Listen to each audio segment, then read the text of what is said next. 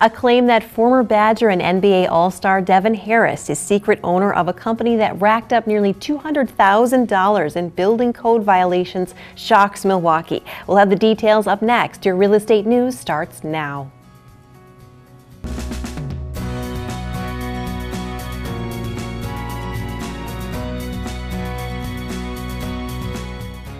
Thank you for watching your real estate news. I'm your host, Stacey Hansen. Let's take a look at your headlines. A report from the Milwaukee Journal-Sentinel claims that former University of Wisconsin basketball great and NBA All-Star Devin Harris is secret owner of a company that owns more than 60 Milwaukee rental properties and has racked up nearly $200,000 in building code violations.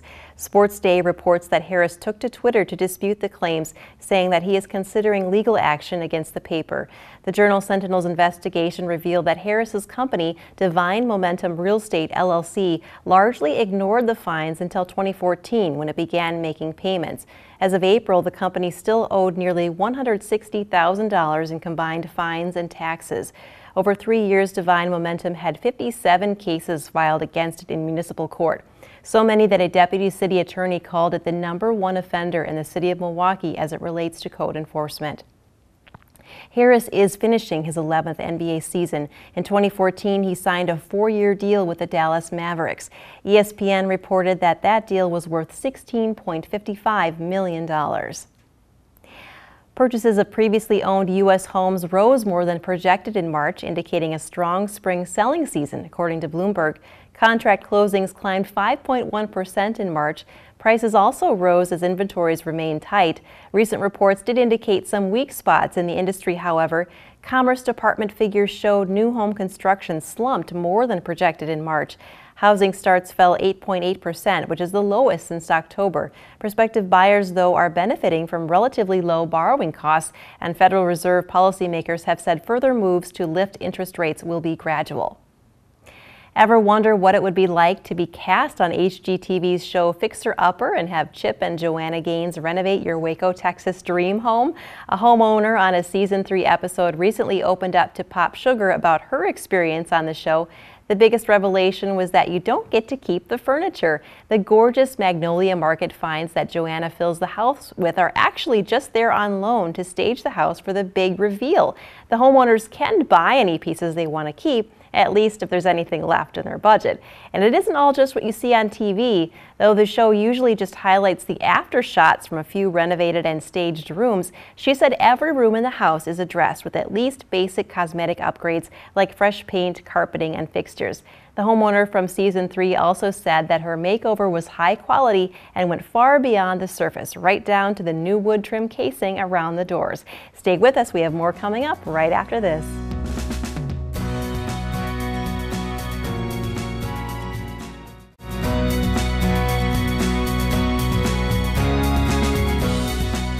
And welcome back to the Real Estate News. I'm now with Kirsten Goggin with Century 21. Welcome back, Kirsten. Good to see you. Thank you. Now, I know that you usually have, 15, 20 listings out there, but you're telling me right now that you need some listings? Yeah, my inventory is embarrassingly low, but it's a good problem to have because they keep selling immediately. Right, so as long as they're moving. Yeah, no, a lot of them have gone like the first day or two or first week for sure on the market, and they're going over asking, which is crazy. We're having multiple offers. So yes, I need listings. If you're thinking of selling at all, please go to sellwithkj.com and check out my marketing, what I do for that. There's a listing intake survey, so it'll give you the value of your home, and we can get the ball rolling. But be ready to move. Yeah, now you say you need listings. Now why, from the seller's perspective, why would you say now is the time that they should move? Because, you know, even if you had thought like maybe in a year or two, or we might be getting to a point where eventually we're gonna be outgrowing our house, there is such huge buyer urgency and buyer demand right now. Multiple offers on homes, over asking price. If you are thinking of selling, like, now's the time because you're getting top dollar for your house. I mean, this is a crazy, incredible the strongest sellers market I've experienced in my career, and there's no signs of slowing down. So you need to get your house listed and, you know, take advantage of it. Now, if they decide to jump, how do they start the process with you? Yes, well, you can call me, text, email, whatever is easiest for you. But also, sellwithkj.com has a lot of information, and you can go right on there, click, fill out your information. It'll ask a few days and times that work for you, and I'll be in touch, set it up, and we'll walk through your house. I'll guide you on, you know, what is the fair market value of your property. Maybe some staging ideas, maybe do this or don't do this before we list, and I'll kind of guide you through the process, tell you, well, I kind of just told you days on market is not many, but in kind of tell you about my marketing and why I'm different, and get to know what your real estate needs are. And if you decide now's not the time, I can help you in the future as well, but now really should be a good time. You'll make a lot of money, probably. Now, I thought I saw that you were going to hold a buyer seminar. Are you still thinking about doing that? Nope, I am not. Although if you get a hold of me and you have any questions for first-time buyers or any kind of buyers, or any questions in real estate in general, just get a hold of me. We can set up a meeting, especially if you're a first-time buyer. I'll walk you through the process of what to expect. You can kind of have your ducks in a row, and also your options for representation as a buyer. A lot of people don't know that the sellers pay the commission. Well, it's customary in the state of Wisconsin for commission to be a seller paid cost. So for you to be represented and have a buyer's agent, have me look out for your best interest and negotiate for you, all that good stuff, that gets covered by I get paid the same whether I represent you or the seller when I'm writing an offer for you. So I might as well be your buyer agent, right? Exactly. So one-on-one, that's not bad. Well, thanks so much for stopping by, Kirsten. Thank you.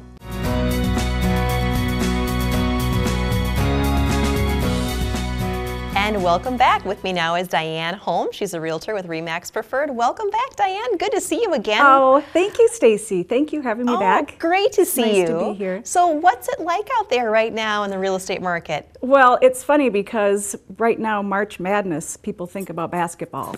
But in real estate, it is madness right now. And it's typical. March, April, and May are always our busiest selling seasons. But that's a good thing, right? It's a great thing. However, because there are more buyers than there are sellers right now, the good thing is for sellers, it's a seller's market. So they tend to get more for their property. But I'm looking for listings. So I would like to ask your viewing audience, if they're thinking about selling their home this year, to call me. And there's no obligation as far as listing with me, but I will give you a market study which shows, you know, how much your home is currently worth, give you staging advice, and also a free pre-listing home inspection, which means I'll have the home inspector go through your house and see if there's any defects that maybe you're not aware of, or the buyer will find later with their inspector. So it's good to know ahead of time. Wow, that's great. I mean, they really can't lose with that. I mean, that's a great offer. It is, it is. And my number is 608-444-4409. So thank you. Oh, absolutely. Now, do you have any houses for sale right now that you want to tell us about? I do. And since preparing for this interview, Stacy, 2 of them have sold. Oh, well, wow, good for you. But I'll mention them briefly just because they haven't closed yet. I have one in Fitchburg, 2803 Marledge Street for $249,900. 3-bedroom, 2-bath for about 2,100 square feet, and then there's a gorgeous screen porch and a gourmet kitchen. But so hopefully it'll close. And the next one is 1012 Hillview Drive, and that is in the village of Black Earth. It's $210,000, 2,100 square feet, and this also has an offer. But let me tell you about the other ones that are still available. The first one is on Lake Mendota. It's 5378 Bluebill Park Drive. It's listed for $625,000. It's about a 10-year-old home. It's gorgeously appointed. 5 bedrooms, 3.5 baths, over 4,000 square feet of living space, and a beautiful pier and a beautiful location. And the next one, I will jump over to Lake Monona, and this one is 4931 Toniawatha Trail. It's listed for $725,000. It's smaller. It's a 3-bedroom, 2.5 bath, about 2,000 square feet, and it's kind of perched on a hill with a gorgeous view of the Capitol. Well, those all sound great. I'm not surprised that they're going so quickly. I Well, know. thanks so much for stopping by, Diane. Hey, thank you so much, Stacy. I'll hope to see you again soon. And stay tuned.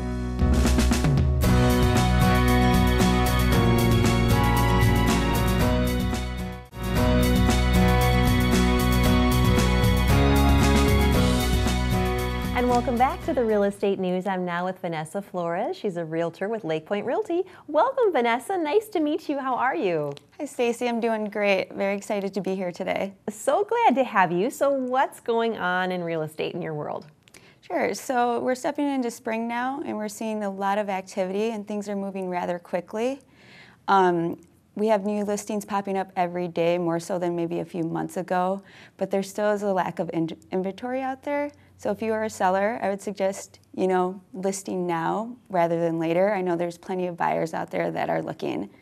Yeah, we always hear there's so many buyers out there just looking. So sellers, this is the time. So what are some hot neighborhoods right now that you're working in? Absolutely. I really enjoy the East Side neighborhood particularly.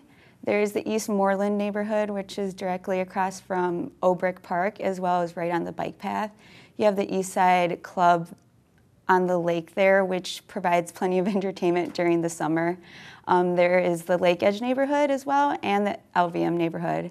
I feel that a lot of my first-time home buyers are gravitating towards these neighborhoods. I think that just has to do with what the east side of Madison has to offer, as well as finding homes that fit their price range. And I really like all those neighborhoods you mentioned. They're gorgeous neighborhoods. So you had mentioned first-time home buyers. How would you suggest that they get the process going with you?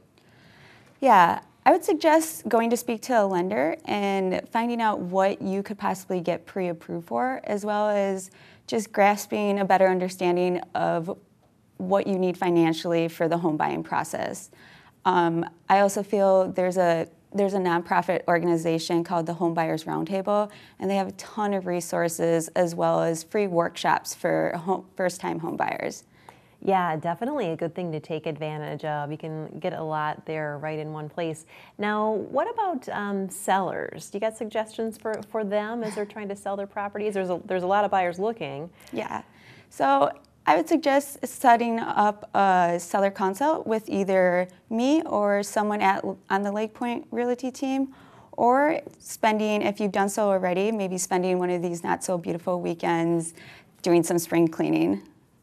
Yeah, definitely a good thing to start getting it ready, because you want to have it staged to be the one that buyers can't live without. All right. So thanks so much for joining us today. It was so nice to meet you. Thank you, and have a good day.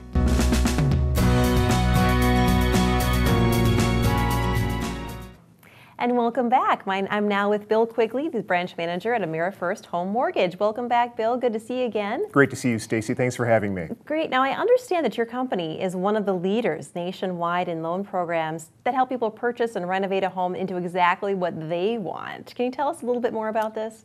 We're one of the leaders in providing renovation financing for people that want to purchase a home or remodel their existing home.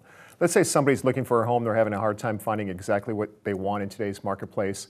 We help people find homes where it's close to what they want, but they can build into the mortgage financing monies to renovate the home or remodel it and make it exactly what they want. People find a home that's close. Once they're done, they have their dream home. It's a one-time close. You close once up front. The monies are built into the mortgage. The home is purchased like any other purchase transaction, but then the funds are held into escrow to do the construction. The home buyer can make the home exactly what they want. They don't have to requalify or refinance later. Everything is done up front. So with the real estate market as busy as it is right now, mortgage approval timing has got to be critical. What can you do to help buyers that have been turned down maybe by other lenders? Timing is very critical in today's environment because the market's very competitive. The mortgage regulations have increased the paperwork that is required. For people that have been turned down, we have programs to help them get reapproved immediately, whether they've got credit challenges or if there's other issues with the mortgage that they're working with their current lender. For their lender, they can contact us and partner with us, and we can carry on their existing transaction and get it closed so that there are no delays in the transaction, so the buyer doesn't lose out on the home and the realtor doesn't lose out on the transaction. It's a very unique program. The other lenders love it, home buyers love it, and we carry on the transaction to make it very seamless. Another one of your specialties is mortgage programs with little or nothing required for down payments. So what exactly do you have to offer? We have multiple programs that require zero down payment. You have the USDA Rural Program, where if you want to live just a little bit outside the city limits, you can buy a home with nothing down. We have WIDA, which is a zero down mortgage program. We have other programs that do require small down payments, but the down payments can come from grants where we can help home buyers take home buyer education classes and get the grants necessary for the down payments and in some cases the closing costs as well. So they're theoretically getting a no down money mortgage. If anyone out there is planning on purchasing a home now or maybe in the near future, what's the first thing you'd advise them to do just to get started? Always get your mortgage pre-approval as early as possible, even if get the mortgage pre-approval before you're looking for homes. If you get your mortgage pre-approval, I've already reviewed your credit, your income, and your assets, and I actually underwrite you for a home purchase transaction, even if you don't have a home. Once you do find a home, all you need then is a purchase contract, an appraisal, homeowner's insurance, and clear title, which we'll coordinate, and then you can move in. It can be a very enjoyable process in a very short time frame where we can close quickly. But get the pre-approval as quickly as possible up front. And you'd be well on your way to getting your dream home. Well, thanks so much. Great to see you again. Great to be here. Thank you.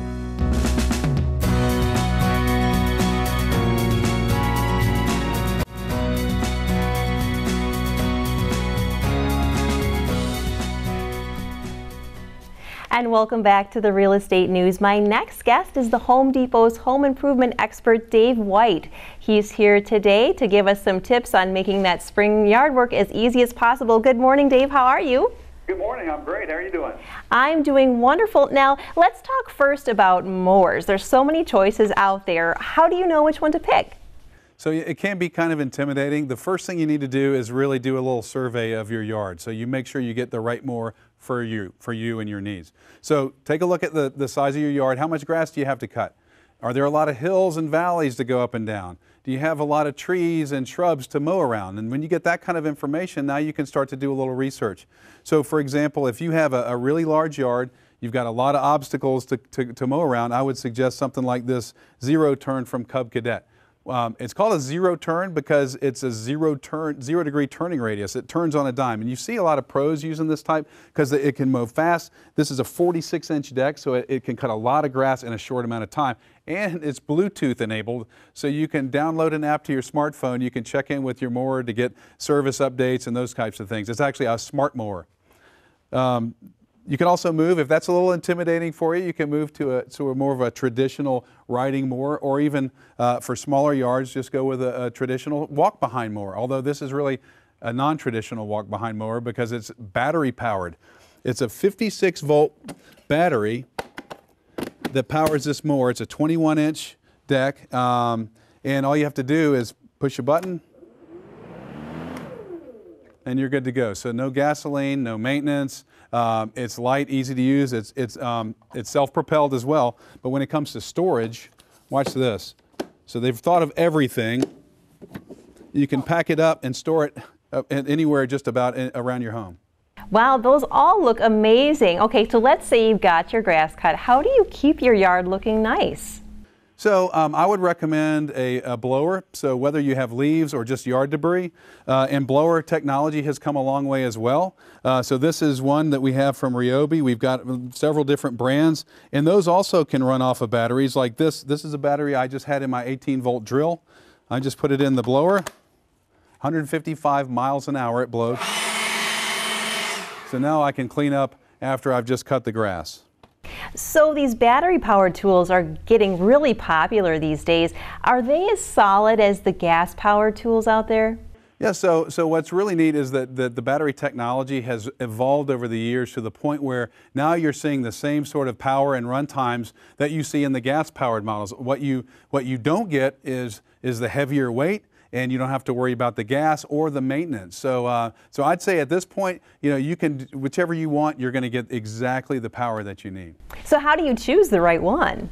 So it can be difficult. Really, it has to do with more with sort of how you're going to use it. So with batteries, it's the voltage, and the higher the voltage, the more you're going to get out of the tool, and the more power and the runtime, and the larger the battery. So it's a little bit more weight. So if you're just going to use something a little bit, you go with a smaller weight. You're going to use a smaller lower voltage battery, and you can move up depending on how much runtime you need in those kind of circumstances.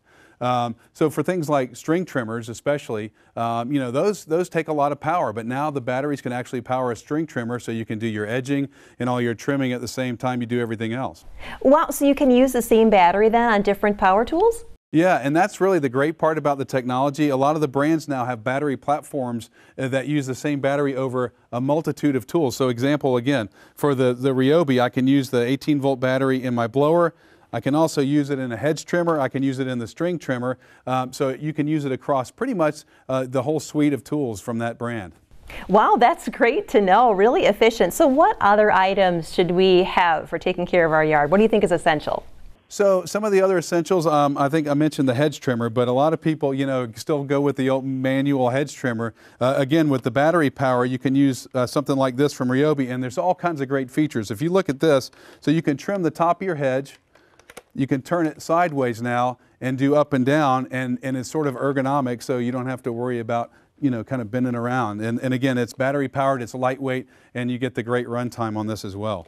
That's really nice. So any other information for our viewers? Yeah, so one thing to consider right this time of year, I'd take a walk around the house and don't ignore things like your fences and decks that might need a little bit of maintenance once a year, just so you can get as much use as you can out of them. If you've got fences that need mending, so to speak, a lot of times you can replace them with some new vinyl. Again, maintenance free, that's really what it's about these days. And if you have a deck, you want to make sure you've got a nice coat of stain or paint to help protect that.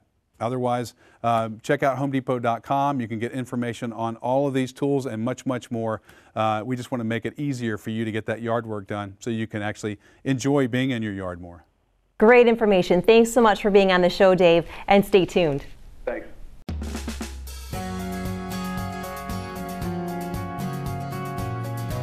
Special thanks to our guests for stopping by today, and to you, our viewers, for tuning in. Be sure to join us again next week. I'm Stacy Hansen for the Real Estate News, making a positive impact and leading the real estate market.